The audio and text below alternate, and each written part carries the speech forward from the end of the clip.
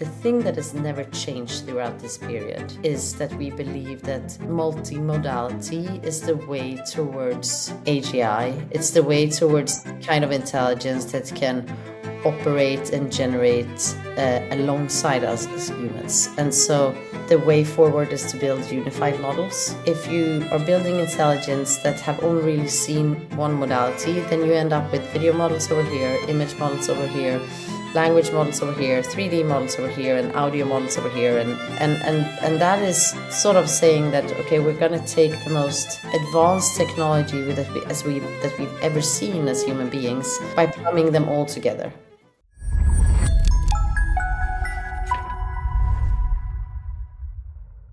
In this episode, senior reporter Nat Rubio-Licht sat down with Caroline Ingeborn, the COO of Luma AI, a lab that's building multimodal intelligence that transcends language alone. While most of the AI conversation is still dominated by the latest LLMs, Luma is betting on something broader, systems that can understand and generate across text, images, and video in a unified way. Ingeborn argues that this reflects how humans actually process the world, not in a single modality, but across many signals at once. Nat and Caroline talk about why that shift matters and how world models could change the path toward AGI. They also explore where this technology is already being applied today, especially in creative industries such as entertainment, advertising, and marketing, and why Luma sees AI as a creative amplifier rather than a replacement for human work. Ingeborn also walks through the bigger implications, from how multimodal systems may reshape workflows to what physical AI could mean for labor markets and centralized power. So here it is, our conversation with Caroline Ingeborn of Luma AI. All right. Well, Caroline, thank you so much for joining us today. I want to start by talking a little bit about Luma's roots. You guys were originally founded in 2021, which was a very nascent time for AI. It was before it was like around or before the whole Will Smith eating spaghetti of it all. How has your company's place in the AI market shifted since then? A lot, I think, is the right word.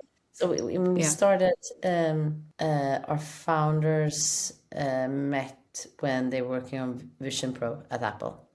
And so the foundation was always research. That was always the foundation of Luma. The initial focus was 3D. When the technology was becoming good enough to see that like video will be possible, and then Sora released like early sort of examples of what video could do.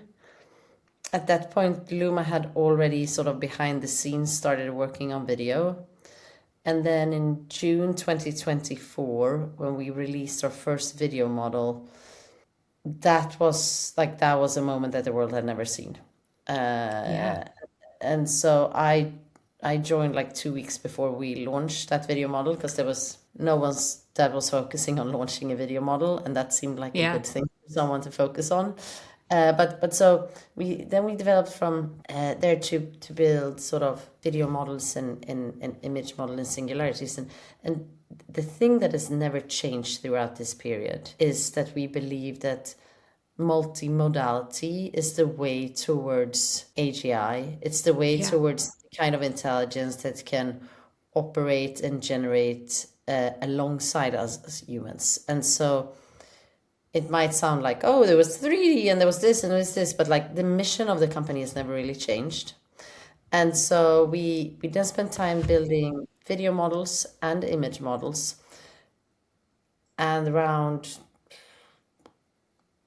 12 to 18 months ago, we realized that the way forward is to build unified models. And that is models that have not only seen one modality, because if you are building intelligence that have only really seen one modality, then you end up with video models over here, image models over here, language models over here, 3D models over here, and audio models over here, and God knows what other models. And then you need to plumb them together, because those models have only seen that type of data. And that is sort of saying that, okay, we're going to take the most advanced technology that we've ever seen as human beings, and we're going to succumb it to plumbing by plumbing them all together. Or we're never going to do that, and we're going to just like build the kind of intelligence that is really, really good as long as we stay in one modality, which is what we're seeing now in language, which is, okay, you get really, really good at language tasks such as research and coding, which is awesome. But I don't think that is ever going to take us to the next level. And my non-engineering way of thinking about this is that I don't know what happens in my brain when I sleep or when I dream, but I know that I've never dreamt in images or text alone. And so that kind of weaving together different kind of modalities, that's what our brain has done for a myriad of times. And so we have evolved a lot as a company, but the things that have always sort of been at the core of Luma is our focus on multimodality towards AGI and research at its core. Like we are first and foremost a research lab that has then evolved to bring this intelligence to market. I definitely want to talk to you more about the AGI of it all, the multimodal models, the world models conversation, which is something that you and I have talked about before. But before I jump into that, I want to talk a little bit about where Luma is fitting into the creative industry, because I know that you guys offer creative agents as part of your suite. As someone that lives in LA, I'm very aware that AI in the creative industries is a pretty contentious topic. So where do you guys see yourself fitting into the creative workflow? We see ourselves, because of our agents, working with creative professionals with end-to-end creative work. And so that differs depending on what your creative work looks like. If you work in a studio, then there's a lot of early ideation, previous, etc. But AI has been pretty good for that for quite some time. And where we're seeing a huge uptick is on the production side. And what has sort of really driven that is the use of modified video or video to video, where you can use real live actors and you record them in wherever you want, and then you use images of environments and situations that you want to transfer them to. And so that means that you can make productions that earlier wasn't possible. And so for all the fear that I hear and see in your hometown, that I understand and I empathize with, and that I think is like very human. I'm an optimist. I'm an optimist, especially when it comes to human and technology. And I see a Hollywood that have stopped greenlighting any sort of projects with risks. And I do think that AI is a path towards greenlighting projects that otherwise would not be greenlighted or definitely not produced in LA. They would be all made in a country far away where it's super cheap. And so I think this is a good thing for filmmaking, and it's a great thing for LA over time. Are there going to be bumps? Of course. But that's sort of very LA focused. What we're seeing in marketing and in advertising is content production at scale. The sort of conversation that has been for the past, I don't know for how long in marketing, of personalized content is becoming true. And that's really, really, really exciting. And both agencies and brands, I'm happy to go into specific cases, but both agencies and brands are really grasping and jumping at this opportunity to not so much see it as a cost-cutting measure, but rather saying, if I continue to spend as much as I did before, can I serve my customers better? Can I reach new customers? And through this, can I build a much bigger business? Now it's time for a word from this week's sponsor, Microsoft. What does it take to go from an AI idea to your first paying customer? Most teams are experimenting with AI, but experimentation doesn't generate revenue. Shipping does. Microsoft AI Envisioning Day is a free video series built for developers and software companies ready to turn ideas into real products. You'll learn how to take an AI idea to a working MVP that customers will pay for using practical patterns and guidance so that you can build something that actually generates revenue. No fluff, just clear frameworks and steps you can start using right away. If you're building with AI and want to start closing deals, not just shipping demos, this is how you get there. You can get started today at aka.ms/thedeepview. That's aka.ms/thedeepview. And we thank Microsoft for their support of the Deep View. And now, back to the show. It's so interesting because I've heard this from a lot of people that I've talked to in the AI video space. This idea that the tech can sort of democratize the ability to create, like you said, these more risky sort of ideas or films or ads or anything in the creative space. Do you think, however, are there any ethical red lines or places that AI maybe doesn't belong? Or do you think that's sort of a moving target that the industry is still figuring out? I still think people are figuring it out. I mean, I think that some of the same sort of rules that we've always lived by should apply here as well. You should not be able to do an output of a very well-known IP. Yeah. And if you use the technology and you bend it backward and forward and you're able to do that, or you introduced said IPs into this technology, you're acting in bad faith. We should not take responsibility for that, but bad actors should be notified. That's true in the non-AI world, and that should be true in the AI world as well. I mean, this is not an ethical thing, but I think a lot about taste. And what's exciting in 2026, especially with our Luma agents, is that the technology has become so good, and the products that are built on top of the intelligence is built with creative professionals, not just in mind, but we built it together with them. 25% of the people that works at Luma are creative professionals.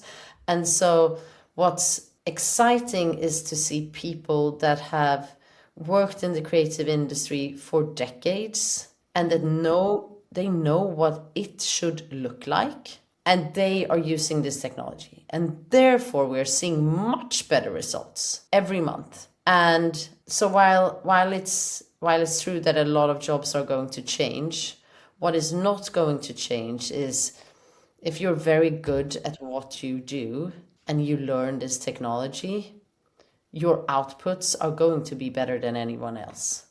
And people will pay you for that. They might pay you even more for that today than they are willing to pay you if you did not do it with AI. And I think that's exciting. That's exciting for anyone who's watching any sort of content, honestly. And that's exciting for anyone who's really good at a craft. I want to pivot to talk a little bit about this idea of world models and physical AI. And visual AI generally. It's a huge topic of conversation. It's something that we talked a lot about at HumanX, where we first met. Why do you think the industry has started to pivot its attention to this area of AI? I think there's really three things. One is the technology is becoming good enough. The second one is that if you solve some of the problems that you need to solve in robotics, you also solve it for everything that we're doing on the creative side, as an example, because that means that like you have models that are understanding the physical space, and that's sort of like it has a certain limit when you have models that do not with anything visual. I mean, the third thing is just addresses a fundamental mean of just production globally. and labor shortages and sort of like so I think that there is a huge demand for this, an opportunity here, and not just financially, but for all of us, in terms of what we do and how we spend our time, etc. And so I think all of these are like, which is the biggest reason, I don't know, but there's a big push for it, and timing is right. I know that there are different ideas about how to achieve this, how to achieve a world model, I guess. There are different kinds of world models. And I know that some companies believe that these can be achieved, like world models, human level intelligence, by just scaling video models. And you guys believe in this omni-modal approach.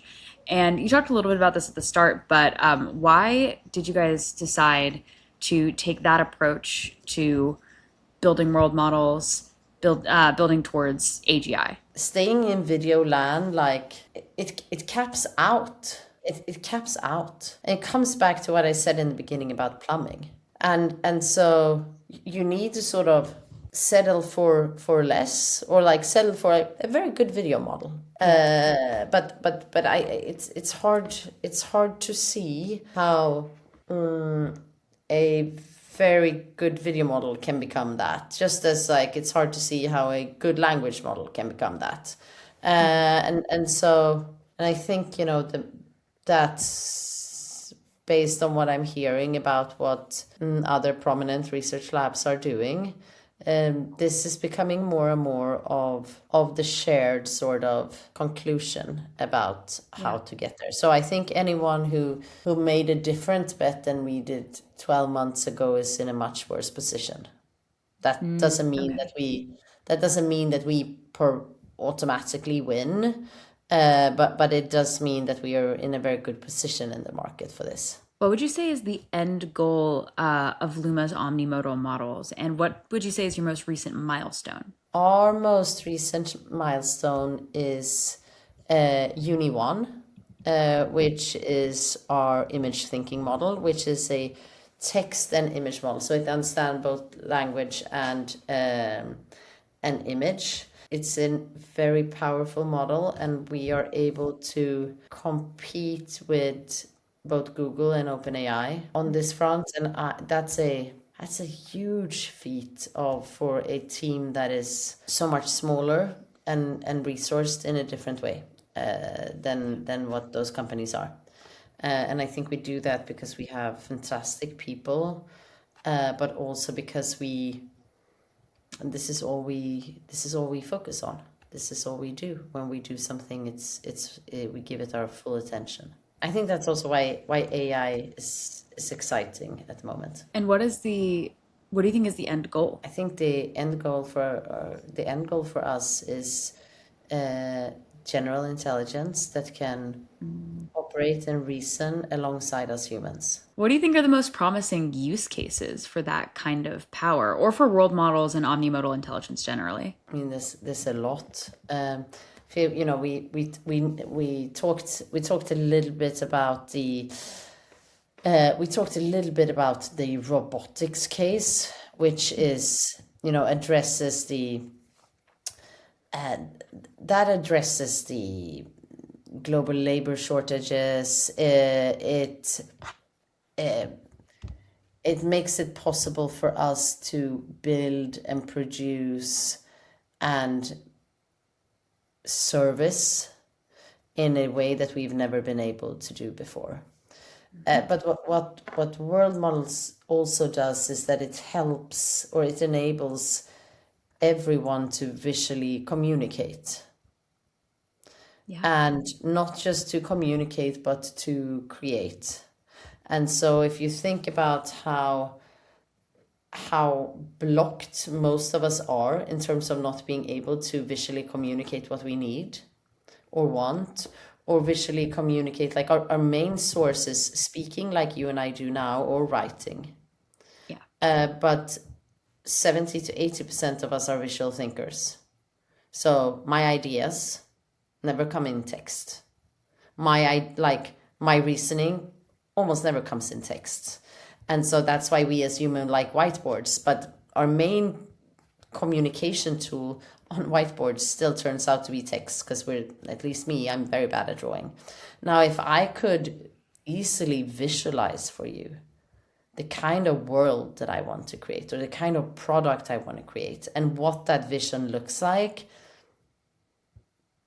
you would understand me a lot better. And that would go for any potential customers, any potential partners, any relationship that you have. And so I know that I sound a little bit like, and then we will have world peace because we all understand each other so well. I think we're pretty good at, like, I don't think it's the one all solution, but I do think that we would be able to solve really, really hard problems a lot better with this. Yeah. And solving hard problems is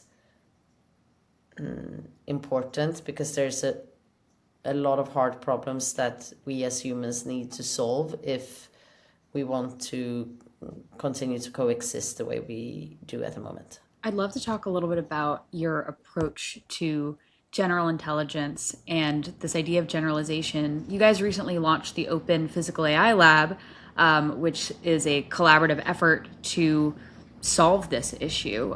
Why did Luma decide to take that approach to solving generalization, this sort of like open project collaborative approach? I mean, that's simply because we don't believe it should be closed. That kind of technology should be open and available to everyone. And so this was our way of setting up the lab, is our way of saying, this is how important this is, and give it our full attention. And the second thing is to make it open simply because it's the right thing to do. So it wasn't a very, once you sort of like had that clearly in front of you, that sort of these two things came together. What are the dangers of keeping it proprietary or keeping this kind of research closed?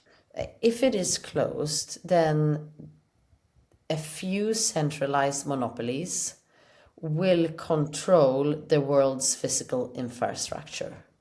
Mm-hmm. And so just think about that for a second. Everything that is around us or could be around us could be controlled by a handful of people, because many of these companies are not just owned by everyone and run by everyone. It's controlled by a handful of people. That seems super scary to me. Super scary, especially because a lot of those people doesn't seem to be great at handling the powers entrusted into them already. And so if we add on the world's physical infrastructure into that, like I would like there to be many places, but at least a place where there is a foundational lab that says, hey, this is an open science lab. We are going to share this. We want to co-create and make this accessible to everyone to build on. Yeah. So that it is not controlled by a handful of people. Do you think the way that LLMs stand right now, we are sort of facing that centralization problem already? Yes and no. I mean, yes, and to some extent, because there are three companies that are very dominant in the Western Hemisphere. No, because I'm seeing this sort of push towards very good and reliable open weight models, because the technology has become good enough. And so every day now you read about, and it's not just like, oh, 5 guys building something in a garage. It's like the largest companies in the world saying, hey, we don't want to pay this much or only rely on this one player when it comes to this. We want to use open weight models instead. And so I think that's sort of that is going to shift this power balance that we've seen a lot. And I also don't think that anyone in the LLM side has a real moat at the moment. And that makes my answer to your question, which a few months ago probably would have been more yes, and like the firm yes, to be like, nah, I'm seeing like a complete shift on the horizon here. that is shifting this power balance just as we speak. I am curious as it relates to LLMs and world models, because there is this growing movement towards world models being, and world models, omni-modal models, visual intelligence being sort of the key to achieving generalization, AGI. Where does that leave all of the work that has been done for LLMs? And I guess the idea that LLM scaling laws will get us to AGI. I don't know, but I don't think it's really a problem, because Okay. I think that I mean, coding is having its moment, right? Yeah. And so there is this like this real push for to continue to improve this flywheel as much as possible. I don't know how much the people that are doing that are like, oh, is that leading us to AGI or not leading us to AGI? I'm sure there's a few handful of people that are focusing on it, but they are. I mean, they're also just trying to win that race and build that business. I guess who would you say are the, other than Luma, of course, the labs or the, I don't know, researchers, the organizations that are doing exciting work in the world model space? Yeah, what else is exciting you in world models right now? All the large labs, and I mean, on the Mhm. robotics side, there's also a bunch of smaller labs, and we're going to see more and more of them coming. And there's different views of like how to get to what, but that's always the exciting part of research. Um, so I think I'm excited about what I'm seeing at with all of them. It's just it's too early. Yeah, it's too early to tap winners. I guess last question I've got for you, and this is kind of a broad one, so take it however you want to. What is your AI hot take? My AI hot take is that, I mean, I, I I don't know how hot these are, but I don't think anyone has a moat in AI. Mm. And anyone who claims that they do are either lying to themselves or to others. There's just not.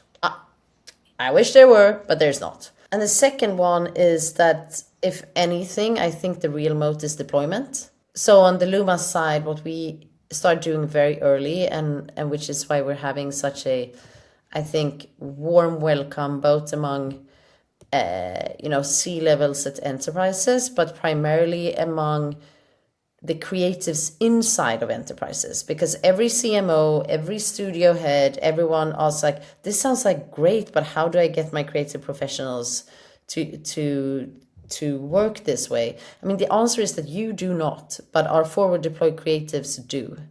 And they come in and they are creative professionals who started using AI early, who is very good in their crafts, and they come in and they work alongside you. I mean,